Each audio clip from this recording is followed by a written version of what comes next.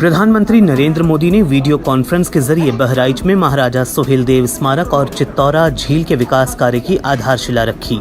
महाराजा सोहेलदेव की जयंती के मौके पर हुए इस कार्यक्रम में उत्तर प्रदेश की राज्यपाल आनंदीबेन पटेल और मुख्यमंत्री योगी आदित्यनाथ भी मौजूद थे।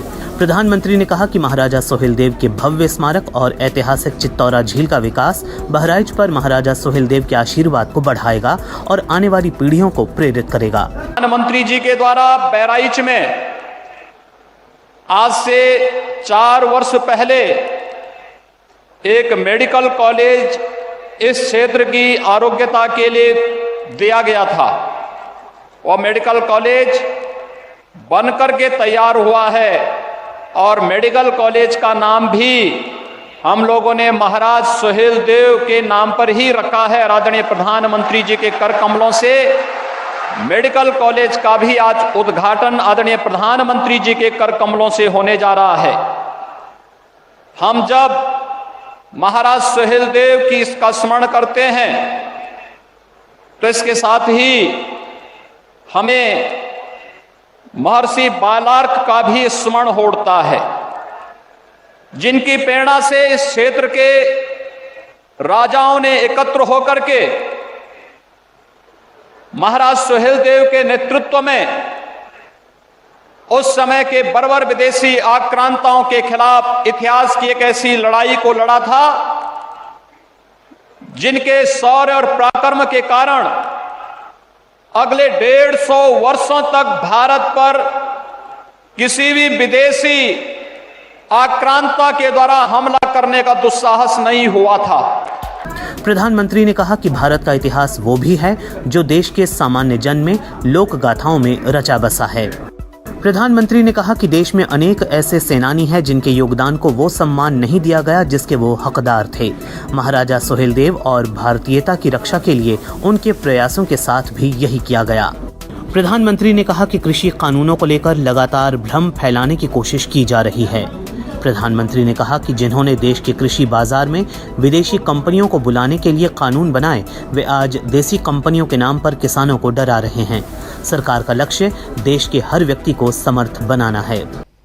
भले ही महाराजा सोहेलदेव के शौर्य, पराक्रम, उनकी वीरता को वो स्थान नहीं मिला, लेकिन अवध और तराई से लेकर पूर्वांचल की लोक कथाओं में लोगों के हृदय में वो हमेशा हमेशा बने रहे। सिर्फ वीरता ही नहीं, एक संवेदनशील और विकासवादी शासक के रूप में उनकी छाप अमिट है। अपने शासनकाल में जिस प्रकार उन्होंने बेहतर रास्तों के लिए, पोखरों तालाबों के लिए, बाग बगीचों और शिक्षा के क्षेत्र में काम जो किया वो अभूतपूर्व था। उनकी यही सोच इस स्मारक स्थली में भी दिखने वाली है। साथियों, पर्यटक महाराजा सोहेलदेव जी के जीवन से प्रेरित हो सके, इसके लिए उनकी 40 फीट की कांस्य प्रतिमा स्थापित होगी। यहां पर बनने वाले संग्रहालय में महाराजा सोहेलदेव से जुड़ी ऐतिहासिक जानकारियां होगी। इसके भीतर की और आसपास की सड़कों का चौड़ीकरण किया जाएगा। बच्चों के लिए पार्क बनेगा, सभागार होगा, पर्यटकों के लिए आवास गृह, पार्किंग, कैफेटेरिया जैसी अनेक सुविधाओं का निर्माण होगा।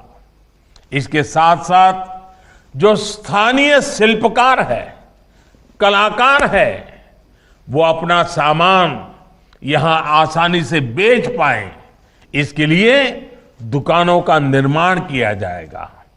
इसी तरह चित्तौरा झील पर घाट और सीढ़ियों के निर्माण और सुंदरीकरण से इस ऐतिहासिक झील का महत्व और बढ़ जाएगा। ये सारे प्रयास बहराइच की सुंदरता ही नहीं, सिर्फ सुंदरता बढ़ाएंगे ऐसा नहीं, बल्कि यहां आने वाले पर्यटकों की संख्या में भी वृद्धि करेंगे। महाराजा सुहेलदेव की 112वीं जयंती पर यह कार्यक्रम आयोजित किया गया। इस अवसर पर महाराजा सुहेलदेव पर रचित एक गीत सुनाया गया और एक डॉक्यूमेंट्री भी दिखाई गई। उत्तर प्रदेश की धरती आदिकाल से ही आध्यात्म, संस्कृति और शौर्य से संपन्न रही है। यहाँ अवतारों के साथ ऋषियों, योगियों और तपस्वियों ने देश दुनिया को भारत के गौरव से परिचित कराया, तो इसी भूमि के रणबांकुरों ने बाहरी आक्रांताओं से लेकर साम्राज्यवादियों को मुंह की खाने को विवश किया। ऐसे ही पराक्रमियों में एक नाम महाराजा सुहेलदेव का है। महान संत बालार्क ऋषि के शिष्य महाराजा सुहेलदेव ने अपने शौर्य और पराक्रम के साथ थारू, बंजारा सहित अनेक समूहों एवं राजाओं का संघ बनाकर कौड़ियाला नदी के तट पर चित्तौरा के युद्ध में विदेशी आक्रांता महमूद गजनवी के भांजे सैयद सालार मसूद गाजी का उसकी सेना सहित संहार किया। उत्तर प्रदेश की पुण्य भूमि पर लिखे जाने वाले गौरवशाली इतिहास में महाराजा सुहेलदेव के पराक्रम और शौर्य की गाथा दिग दिगंतर तक भारतीय जनमानस को प्रेरित करती रहेगी।